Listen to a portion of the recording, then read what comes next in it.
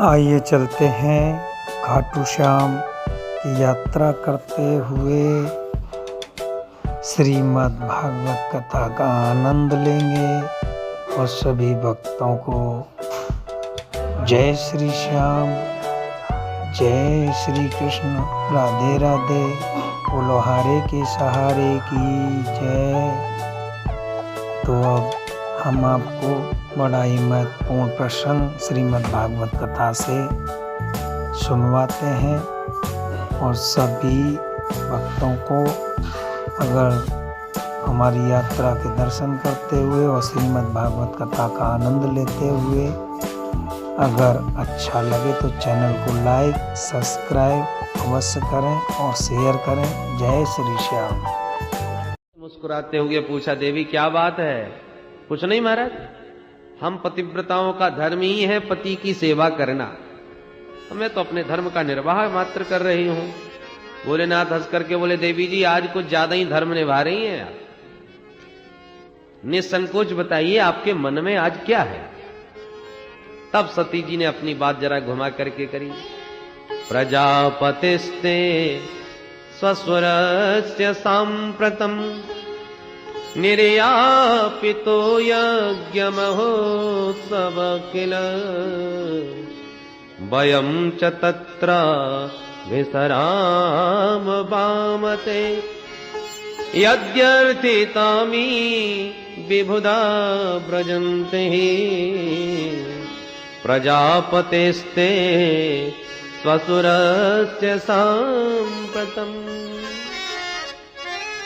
हे भोलेनाथ जरा दृष्टि उठा के ऊपर तो देख लीजिए। भोलेनाथ ने कहा, वो तो मैं सवेरे से ही देख रहा हूं। क्या देख रहे हैं? बोले इन विमानों को। सती जी ने कहा, आप देख तो रहे पर आपको शायद ये नहीं मालूम कि ये सारे विमान आपकी ससुराल जा रहे हैं। क्यों? बोले वही तो मैं कहना चाहती हूं महाराज, ये सारे विमान आपकी ससुराल में इसलिए जा रहे हैं क्योंकि बड़ा विराट यज्ञ हो रहा है वहां पर। आपके ससुर जी ने बहुत विशाल यज्ञ किया है, इसलिए तो ये सारे विमान उसी यज्ञ में सम्मिलित होने के लिए आपकी ससुराल की तरफ जा रहे हैं।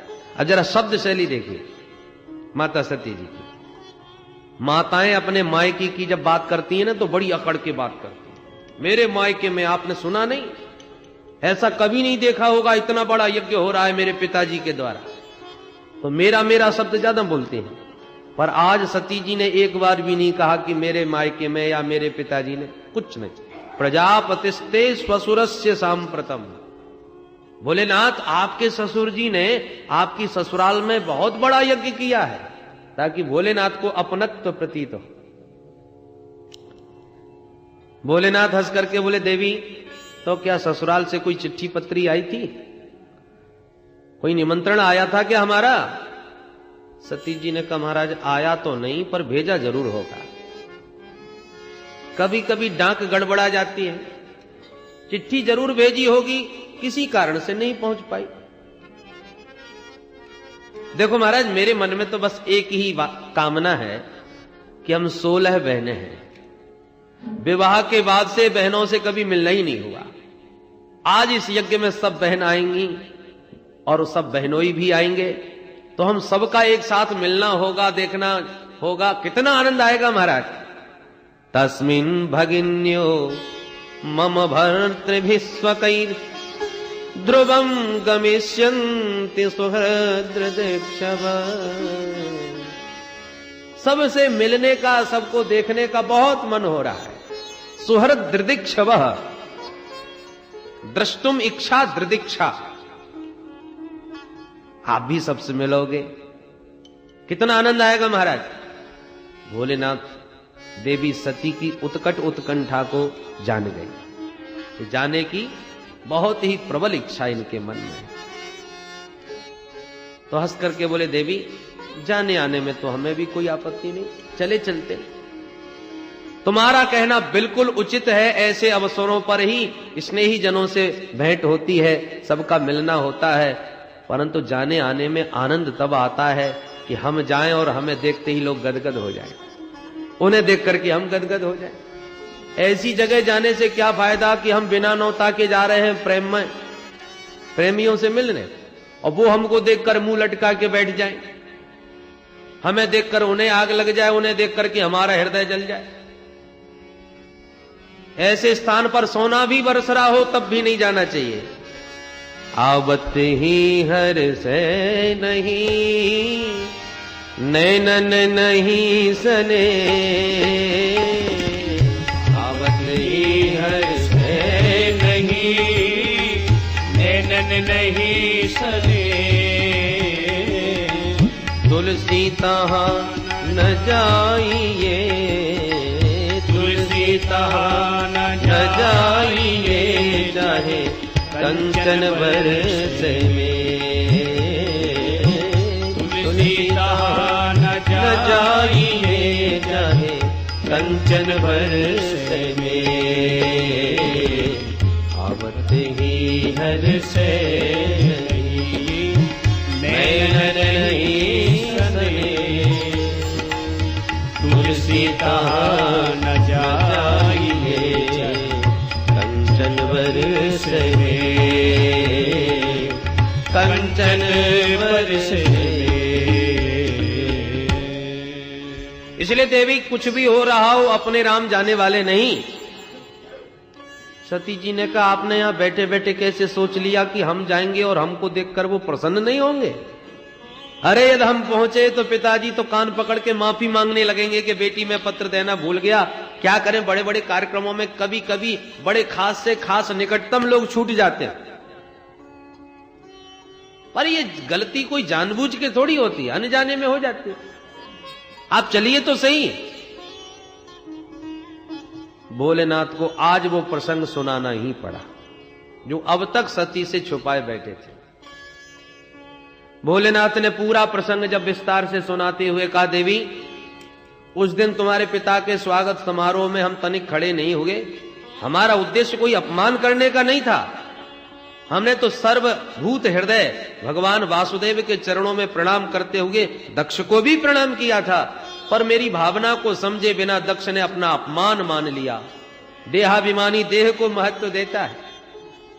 मैं खड़ा नहीं हुआ इस बात को लेकर के वो अपना अपमान अनुभव करने लगे और तमाम पूरी सभा के बीच में हजारों गालियां मुझे सुनाई। एक बात कहूं देवी सती, कोई बाण मार दे, बाण का घाव होता है, पीड़ा भी बहुत होती है, परंतु औषधियों के बल से घाव भी ठीक हो जाता है, पीड़ा भी, दर्द भी सब ठीक हो जाता है, मिट जाता है। अरे चिन्ह तक नहीं रह जाता शरीर में, ऐसी औषधियां हैं। परंतु अपने स्नेही जनों के द्वारा जो वाणी का घाव लगता है, वाणी का बाण जब हृदय को चुभोता है तो वो घाव कभी जीवन में ठीक नहीं होता। जब जब उस वचन को याद करो उतना ही पीड़ादायक होता है, वो घाव कभी ठीक नहीं होता। स्वानाम यथा वक्रधियाम दुरुक्तिभिर दिवानिशम तप्यति मर्मताड़ितः। मुझे तुम्हारे पिता ने इतनी गालियां दी, कटु वाक्य बोले कि वो बाण की तरह चुभे हुए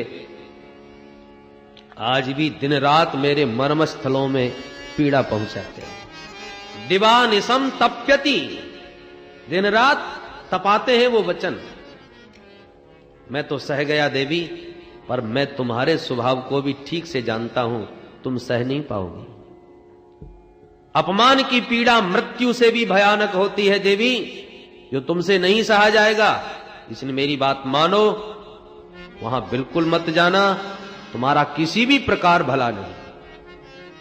स्पष्ट रूप से श्री भोलेनाथ ने समझा दिया, बता दिया, पर सती जी का आग्रह फिर भी शांत नहीं हुआ। देखिए महाराज, अब जो होना था सब हो गया, परंतु नाते रिश्ते संबंध कोई छोटी छोटी बातों के ऊपर टूट थोड़ी जाते हैं। वो आपके ससुर हैं और रहेंगे, मेरे पिता हैं और रहेंगे। अब खटपट हो गई तो एक काम कीजिए, मुझे आज्ञा दीजिए, मैं जाऊंगी, पिताजी को समझाऊंगी, वो मेरी बात मान लेंगे, आपसे भी क्षमा मांग लेंगे और आपको भी यहां से मना करके ले जाएंगे। आप भी नहीं गए और मैं भी नहीं गई तो हम लोगों की ये घर की लड़ाई, घर की बात पूरे समाज में फैल जाएगी। जितने भी बड़े बड़े देवी देवता वहां पहुंचेंगे वो एक ही चर्चा करेंगे, ओहो दक्ष के दामाद का झगड़ा अभी भी ठीक नहीं हुआ, इसलिए ना बिटिया आई ना दामाद। तो घर की बात, घर की लड़ाई चारों तरफ चर्चा का विषय बने, ये कोई अच्छी बात है? आप मुझे आज्ञा दें। भोलेनाथ समझ गए होनी बहुत बलवती मालूम पड़ती है, मेरा इतना समझाने पर भी सती मेरी बात नहीं मान रही। पुरुषार्थ करने में कोई कसर नहीं छोड़नी चाहिए, और उसके बाद भी बात न बने तो परमात्मा के ऊपर छोड़ देना चाहिए। होई ये सोई जो राम रुचि राखा, हुई है सोई जो राम रुचि राखा, को कर तरक बड़ा वही साखा, होकर तरक बढ़ा वही शाखा। होई ये सोई जो राम रचि राखा, हुई है सोई जो राम रच राखा। भोलेनाथ ने बहुत प्रकार समझा करके भी जब देख लिया कि सती मान नहीं रही, तो अब तर्क वितर्क की शाखाएं बढ़ाने से कोई फायदा नहीं होगा, वही जो भगवान की इच्छा है। भोलेनाथ ने कहा देवी अब जो तुम्हें अच्छा लगता हो सो करो, और भोलेनाथ तो आंख बंद करके बैठ गए। भगवती सती बोली महाराज तो फिर मैं जा रही हूं। भोलेनाथ कुछ बोले ही नहीं। अच्छा महाराज तो मैं चली, फिर भी नहीं बोले, तो सती जी प्रणाम करके चल पड़ी। सती जी चलते चलते सोचती जा रही हैं, हे भगवान कहीं भोलेनाथ नाराज तो नहीं हो जाएंगे, कहीं असंतुष्ट तो नहीं। अच्छा दोबारा कोशिश करती हूं, मेरे भोलेनाथ तो आशुतोष हैं, बहुत जल्दी खुश हो जाते हैं, दोबारा प्रयत्न किया तो शायद प्रसन्न हो जाए। तो बहुत दूर तक जाने के बाद फिर लौट पड़ती हैं, फिर चरण दबाने लगती हैं, फिर अनुमति मांगने लगती हैं, और कोई उत्तर जब भोलेनाथ की ओर से नहीं मिलता तो कहती है ठीक है तो मैं जा रही हूं, फिर निकल जाती है। सती जी जाने लगती हैं तो भोले बाबा धीरे से आंख खोल के देखने लगते हैं, क्या सचमुच चली गई? और सती जी को जब वापस अपनी ओर आते देखते हैं तो आंख बंद करके फिर बैठ जाते हैं। सती जी दुविधा में फंसी हैं। पिताजी की याद आती है, यज्ञ महोत्सव का दृश्य आंखों में नाचता है तो भागने लगती हैं, और भोले बाबा का ध्यान आता है तो लौट पड़ती हैं। निष्क्रामती निर्विशति द्विधा ससा, कभी बाहर कभी भीतर, निर्णय नहीं ले पा रही, क्या करूं? अंत में निर्णय ले ही लिया कि कुछ भी हो यज्ञ में जाऊंगी, ऐसे यज्ञ कोई नित्य थोड़ी होते, और सबसे मिलजुल के बाद में आके अपने भोले बाबा को भी मना लूंगी। चली गई सती जी बहुत दूर तक। भोलेनाथ ने देखा कि ये तो बहुत दूर निकल गई, अब की बार लौटने वाली नहीं है, तो नंदीश्वरादि गणों को बुला के अच्छा जाओ इन्हें आदर के साथ पहुंचा के आओ। नंदीश्वरादि गण दौड़े दौड़े आए, माता जी प्रणाम, हम सेवकों के रहते आप पैदल अकेली जावे, धिक्कार है हमारे लिए, आज्ञा करो मां कहां चलना है? भगवती सती बोली मेरे पिताजी के यहां बहुत बड़ा यज्ञ हो रहा है, चलो चलना चाहो तो तुम लोग भी चलो। हाँ माता जी हम भी चलेंगे, हम भी चलेंगे। बोले जिसका मन हो सब चलो। तमाम भूत प्रेतादिक भी भगवती सती जी के साथ चल पड़े, जय जयकार बोलते हो गए, बोलो सती महारानी की। गणों से घिरी हुई भगवती सती जैसे ही चली, यज्ञ स्थल के निकट पहुंच गई। कल तक जो देवता साष्टांग दंडवत किया करते थे मां के चरणों में, आज उन्होंने जब देखा तो तुरंत मुंह घुमा लिया, अनदेखा कर दिया, जैसे हमने देख ही नहीं पाया। सती जी को यह व्यवहार बड़ा अटपटा लगने लगा। आपसे कोई नित्य राम राम करता हो, गले मिलता हो, प्रेम स्नेह बरसाता हो, और वो आज आपको देख करके मुंह घुमा ले तो इतने में ही महाराज बड़ा कष्ट हो जाता है। इसने हमको नमस्कार क्यों नहीं किया, हमसे कोई बात नहीं करी, क्या बात हो गई? तो सती जी को बड़ा अटपटा व्यवहार लगता है सबका, कि कोई भी ठीक से बात नहीं कर रहा, कोई प्रणाम दंडवत नहीं कर रहा, क्योंकि दक्ष का सख्त आदेश है, शिव संबंधी कोई भी हो उससे जो भी संबंध रखेगा वो मेरा दुश्मन। अब दक्ष का यज्ञ है, दक्ष के यज्ञ में आए हैं, तो डर के मारे कोई सती मैया को प्रणाम ही नहीं करता। बहनों ने देखा, अभिनंदन किया, आओ आओ बहना सती, भाई तेरे बिना तो हमारा मन ही नहीं लग रहा था, और हमने सुना पिताजी ने तुम्हें निमंत्रण नहीं दिया, भाई हमें तो बड़ा बुरा लगा ये, पर कोई बात नहीं, अपना तो घर है, घर में क्या निमंत्रण की प्रतीक्षा करना, बहन तूने बहुत अच्छा किया आकर के। और समाज में कुछ लोग ऐसे भी होते हैं जो मिलने का, प्रेम करने का नाटक मात्र करते हैं और बात ऐसी करते हैं जो तुम्हें सबसे ज्यादा चुभती हो।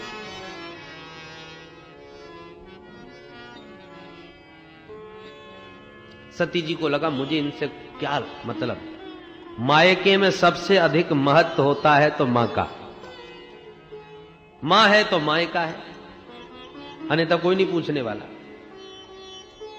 केवल औपचारिकता निभाई जाती है। इसलिए सती जी ने सबसे मन हटाया और सीधे मां से मिलने के लिए चली। और सती के न आने की हार्दिक पीड़ा यदि थी तो केवल उनकी मां के हृदय में। इतना बड़ा उत्सव हो रहा है, परंतु सती की मां प्रसूति महारानी अपने कक्ष में बड़ी दुखित मना बैठी हैं। इतना बड़ा यज्ञ हो रहा है, न मेरी बिटिया आई न दामाद आया, बाद में उसे जब इस यज्ञ का पता चलेगा तो उसके हृदय पर क्या बीतेगी कि मां के रहते हुए भी मायके में मुझे किसी ने नहीं पूछा, किसी ने याद नहीं किया। इसलिए बहुत दुखी मना बैठी थी। अचानक अपने भवन में प्रवेश करते हुए अपनी बेटी सती को देखा। प्रसूति मां का हृदय तो वात्सल्य से भर गया। तुरंत वेग से दौड़ करके पुत्री को अंक में लगा लिया, हृदय से लगा लिया। सादर भलय मेरी एक माता, सादर भलय मेरी एक माता, सादर भलय मेरी एक माता, सादर भलय मेरी एक माता, भगिनी मिली बहुत मुस्काता, भगिनी मिली बहुत मुस्काता, सादर भलय मेरी एक माता, सादर भलय मेरी। बड़े आदर के साथ भुजा पसार करके पुत्री को हृदय से लगाया देवी प्रसूति मां ने। तब सती जी के मन को थोड़ी सी शांति मिली। परंतु जब व्यंग भरी बातें, उपेक्षित व्यवहार उन देवताओं का स्मरण में आया तो चित्त में फिर चुभने लगी बातें। पहले मुझे अपने पिताजी से मिलना चाहिए कि उन्होंने आखिर के इतने प्रगाढ़ संबंध को इतनी सरलता से उपेक्षित कैसे कर दिया। जैसी अपने पिताजी से मिलने सती जी गई, दक्ष ने जहां देखा कि मेरी बेटी सती आ रही है तो शिव संबंध होने के कारण आंखें फेर ली, मुंह घुमा लिया, न देखा न मुस्कुराए। अपने पिता के द्वारा ये उपेक्षित पूर्ण व्यवहार सती जी के हृदय को और भी अत्यंत पीड़ादायक बन गया। पर फिर भी इस अपमान के घूंट को पी गई, अपना अपमान सह गई। कोई बात नहीं, माता पिता है। माता पिता बच्चों को डांटते रहते हैं, अपमानित भी कर दें तो माता पिता का अपमान बच्चों को नहीं मानना चाहिए। अपने मन को समझा लिया। पर जब यज्ञशाला पर दृष्टिपात किया तो छोटे से छोटे देवताओं के भी हिस्से अलग अलग व्यवस्थित रखे हुए हैं, पर देवाधिदेव महादेव का पूरे यज्ञ में कोई नामो निशान नहीं, कोई स्थान नहीं, कोई जगह नहीं। अब तो सती मां से यह सहा नहीं गया। एक पतिव्रता अपना अपमान सह सकती है, पर अपने स्वामी का, अपना पति का अपमान कदापि उससे सहा नहीं जाता। तुरंत भगवती सती क्रोध में भर गई। अरुद्र भागम तमवेक्ष चाध्वरम पित्रा च देवे कृत हेलनम विभौ अनादृता यज्ञ सदस्य धीश्वरी चुकोपलोका निवधक्षति रुषा। भोलेनाथ के इस अपमान को भगवती सती ने क्रोध पूर्वक जब चारों तरफ दृष्टि डाल करके देखा तो मैत्री मुनि कहते हैं, विदुर जी ऐसा लग रहा था जैसे माता सती आज 10 दिशाओं को दग्ध कर देंगी, भस्म कर देंगी। चुकोप लोका निवधक्षति रुषा, माता सती के नेत्रों से अंगारे बरसने लगे। प्रजापति दक्ष को ललकारना प्रारंभ किया, अरे प्रजापति तुम्हें यह पद क्या मिल गया, तुम इतने मदांध हो गए, तुमने उन भगवान शिव का अपमान किया जो साक्षात कल्याण स्वरूप ही है। शंकर का मतलब ही होता है सम कल्याणम करोति इति शंकर, जो मानव मात्र का कल्याण करने के लिए ही विराजमान है। शिव का अर्थ ही कल्याण होता है। एक बार भी जिसकी वाणी से शिव शब्द ये 2 अक्षर के निकल गए तो जीवन भर के पाप पल भर में भस्म हो जाते हैं। यद व्यक्षरम नाम गिरे ऋतम नृणाम सकृत प्रसंगाद अघमासुहंति तत्, अघम आसुहंती, शिव मुख से निकला कि जीवन भर के अघ शीघ्र ही समाप्त हो जाते हैं। शास्त्र कहते हैं स्वामी का अपमान करने वाली की जीभ काट लो, और इतनी सामर्थ्य तुम में नहीं है तो करोड़ों पिधाय निर्यात, कान में उंगली डालो चले जाओ वहां से, पर न तो मैं तुम्हारी जीभ ही काट पाऊंगी क्योंकि तुम मेरे पिता हो, और कान में उंगली देके यदि घर लौटूंगी तो भोलेनाथ पहुंचते ही कहेंगे, आओ दक्ष कुमारी, आओ दाक्षायणी देवी, क्या स्वागत हुआ मायके में। तो क्या कहूंगी, क्या जवाब दूंगी। मैं भोलेनाथ को कितना वचन देके विश्वास दे करके आई थी, मुझे तुम्हारे प्रेम पर कितना विश्वास था, मैं बिन बुलाए पागलों की तरह आ गई और तुमने मेरे स्वामी का ऐसा अपमान किया। यहां पर मुझे सबसे बड़ी पीड़ा इस बात की होगी जब भोलेनाथ मुझे दक्ष कुमारी कह के पुकारेंगे। शिवद्रोही की बेटी मुझसे कोई कहे, ये मैं कभी नहीं सह सकूंगी। मुझे जीवन में आज प्रथम बार पता चला कि मेरा जन्म एक शिवद्रोही के द्वारा हुआ है, जो मेरे प्राण धन है, जीवन धन है, जीवन सर्वस्व है, उनकी मैं अर्धांगिनी, और मेरा जन्म उनके द्रोही के द्वारा हुआ। इस शरीर में शिवद्रोही का रक्त है, इसलिए अब यह शरीर मैं स्वीकार नहीं करूंगी।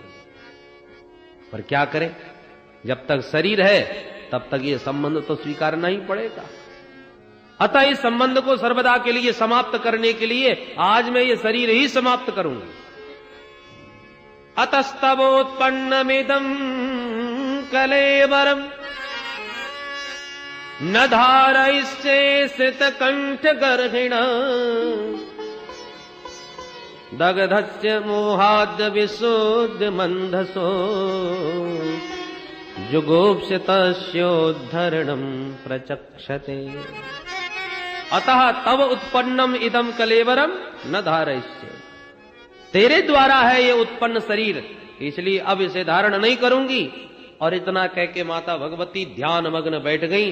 भोलेनाथ के श्री चरणों का ध्यान करते करते दिव्याग्नि देह से प्रकट हो गई और सद्य प्रज्ज्वाल समाधिजाग्निना, उस दिव्याग्नि में देह समाप्त कर दिया माता सती ने। बोल सती महारानी की। जो भूत प्रेतादि गण जो माता सती के साथ आए हुए थे, उन्होंने ये सब दृश्य जब देखा और सुना तो एकदम कुपित हो गए, क्रोधित हो गए, मारो काटो चिल्लाते हुए टूट पड़े यज्ञशाला के ऊपर। हमारी मां का अपमान करने वाले यज्ञ को कभी सफल नहीं होने देंगे। जैसे भूत प्रेतों के आक्रमण को देखा तो यज्ञाचार भृगु मुनि ने रक्षवण मंत्र की शक्ति से दिव्य शक्तियों को प्रकट कर दिया, जिन्होंने भूत प्रेतों को मार पीट के वहां से भगा दिया। उधर नारद जी ने दौड़ लगाई और भोलेनाथ को पूरा समाचार विस्तार से सुना दिया। बभो भवान्या निधनम प्रजापते रसत्कृताय अवगम्य नारदात्। नारद जी के द्वारा जब पूरा समाचार भगवान शिव ने विस्तार से सुना, क्रोध में भर गए भगवान भोलेनाथ। कालम महाकाल कालम कृपालम, ये तो कालों के भी महाकाल हैं। आज यदि दक्ष बच रहा था तो केवल सती के नाते, हमारी पत्नी सती का पिता है, इस नाते दक्ष क्षमा का पात्र बन रहा था। जब सती नहीं रही तो अब संबंध भी कैसा। अब पात्रता समाप्त हो गई। भगवान भोलेनाथ ने अपनी जटा उखाड़ करके पटक दी। देखते देखते भगवान भोलेनाथ की जटा से बड़ा ही एक विकराल महापुरुष प्रकट हो गया। कराल दृष्टो ज्वलदग्नि मूर्धजा कपाल माली विवदोद्यदायुध, अनेक प्रकार के आयुध, तमतमाती आंखें और महाराज बड़े विशाल केश। लग रहा था जैसे मूर्तिमान काल खड़ा हो गया हो। हाथ में एक बड़ा विशाल त्रिशूल। हाथ जोड़ के बोला, किम करोमी? भोलेनाथ मुझे आज्ञा क्या है? भोलेनाथ ने कहा, भो वीर ते भद्रम, हे वीर तेरा कल्याण हो। उसी का नाम हो गया वीरभद्र। बोल वीरभद्र भगवान की। भोलेनाथ ने आदेश दिया, दक्षम सयज्ञम जहि, जाओ दक्ष को यज्ञ सहित समाप्त कर दो। अब तो वीरभद्र वेग से दौड़ पड़े। जो भूत प्रेत आदि पिट के आ रहे थे, पराजित होके आ रहे थे यज्ञ से, उन्होंने जब वीरभद्र को देखा तो उनको भी बड़ा जोश आ गया। अरे अब हमारे महाराज आ गए, अब डरने की आवश्यकता नहीं, चलो जिन्होंने हमारी पिटाई करी चुन चुन के बदला लेंगे। इतना जोश, इतना वेग आ गया भूत प्रेतों में। और भूत प्रेतों का शरीर वायु प्रधान होता है। इतने वेग से दौड़े कि तूफान आ गया और वो तूफान आकाश तक छा गया। यज्ञ के देवता उस तूफान को देख के चक्कर में पड़ गए। देखो देखो कितनी भयंकर आंधी आ रही है। ऐसी आंधी, इतना तूफान हमने कभी नहीं देखा जीवन में भाई। काय का तूफान है, जरा पता लगाओ। एक बोला, अरे मुझे तो लगता है कहीं डकैती पड़ी है और डकैत सब भाग रहे होंगे। एक ने कहा, क्यों भाई? इस समय राजा प्राचीन बरही का राज्य है और राजा प्राचीन बरही के राज्य में भी भला कोई डकैत हो सकता है? वो बड़ा उग्र शासक है। वातान वांति नहीं संति दस्यवः, प्राचीन बरही जीवती होग्र दंड। दूसरा बोला, तो लगता है गैया आ रही होंगी घास चर के। जब लाखों गाय एक साथ दौड़ती है तो धूल उड़ती है। एक ने कहा, ना गावो न कालियंत इदम कुतो रजो, ये गायों के आने का समय नहीं है, तो इतनी धूल फिर कैसी है? एक तो बोला, मुझे लगता है प्रलय होने का समय आ गया, ये प्रलयंकारी प्रभंजन है। एक ने कहा, प्रलय होने का समय तो अभी आया नहीं। लोको धुना किम प्रलयाय कल्पते। अब जब कुछ निर्णय ले पाते देवता की ये तूफान कैसा है, तब तक तो सनई सनई उस तूफान ने यज्ञशाला को ही घेरना प्रारंभ कर दिया। और यज्ञ के चारों तरफ उस तूफान को आते घेरते देखा। भूत प्रेत दिखाई पड़े। देवता समझ गए अब कुछ गड़बड़ होने वाला है, भाग लो यहां से। जैसी देवताओं में भगदड़ मची, वीरभद्र ने आदेश दिया, सबको बंदी बना लो, एक भी ना भागने पावे। दौड़ दौड़ के भूत प्रेतों ने पकड़ना प्रारंभ कर दिया देवताओं को। भृगुम बबंध मणिमान वीरभद्र प्रजापतिम चंडी संपूषणम देवम भगम नंदी स्वरुग्रहीत। जिसकी पकड़ में जो आ गया उसी को धर पकड़ा। भृगु मुनि उठ के भागे तो भृगु जी को दबोचा मणिमान नाम के गढ़ ने। भृगुम बबंध मणिमान। वीरभद्र ने दौड़ करके प्रजापति दक्ष को पकड़ लिया। किसी ने पूछा को, किसी ने भगु को, सबको पकड़ के कहा, भाई कहां भाग रहे हो? यज्ञ में भाग लिया है तो भाग लेके ही भागिए, खाली हाथ मत जाइए। सबको पकड़ पड़ के बांधना प्रारंभ कर दिया। वीरभद्र ने आदेश दिया, पूरा यज्ञ तहस नहस कर दो, बराबर हो जाए। टूट पड़ी यज्ञशाला पर। बल्लियां उखाड़ उखाड़ के पटकने लगे भूत प्रेत। कुछ भंडारे में घुस गए तो रायते के कुंड में हर हर महादेव करके डुबकी मार के नहाने लगे। सब भंडारा चौपट कर दिया, सारी बल्लियां उखाड़ के यज्ञ तहस नहस कर दिया। अंत में सबको बंदी बना के खड़े किए हुए उन भूत प्रेतों से वीरभद्र ने पूछा, अब बताइए इनको क्या क्या दंड दिया जाए। भूत प्रेतादिक बोले, महाराज ये सफेद दाढ़ी वाले बाबा जो खड़े हैं भृगु मुनि, उन्होंने बहुत बुरी हमारी पिटाई कराई। हम पिट रहे थे और ये बाबा दाढ़ी पर हाथ घुमा घुमा के बड़े प्रसन्न हो रहे थे। अच्छा, वीरभद्र को आया क्रोध, सो भृगु मुनि की दाढ़ी मूछ दोनों पकड़ के एक झटके में सारे बाल नोच डाले और दाढ़ी उखाड़ करके भृगु जी को भगा दिया। और बताओ महाराज, ये जो पूषा देवता खड़े हैं, जब हम पिट रहे थे तो हमारी तरफ ही करके खूब बत्ती सी दिखा रहे थे। अच्छा, एक मुक्का जोड़ से मुंह में मारा तो सारी बत्ती सी, सारे दांत टूट के बाहर गिरे। पूरा वेदांती हो गया बेचारा, एक भी दांत मुंह में नहीं रहा। बोलो जय श्री कृष्ण। और बोलो, बोले महाराज ये जो भग देवता खड़े हैं ना, हम पिट रहे थे तो हमारी तरफ आंखें मटका मटका के खूब हंस रहे थे। अच्छा, दोनों अंगुली डाल के भग की दोनों आंखें बाहर निकाल दी। इस प्रकार से जितने देवता सम्मिलित हुए सबका चित्रबद्ध कर दिया, अंग प्रत्यंग विहीन करके देवताओं को तो भगा दिया, परंतु जब बारी आई प्रजापति दक्ष की तो उठा के पटका और भोले बाबा का ध्यान करके सिर को ही धड़ से पृथक कर दिया और सिर उखाड़ के हवन कुंड में स्वाहा।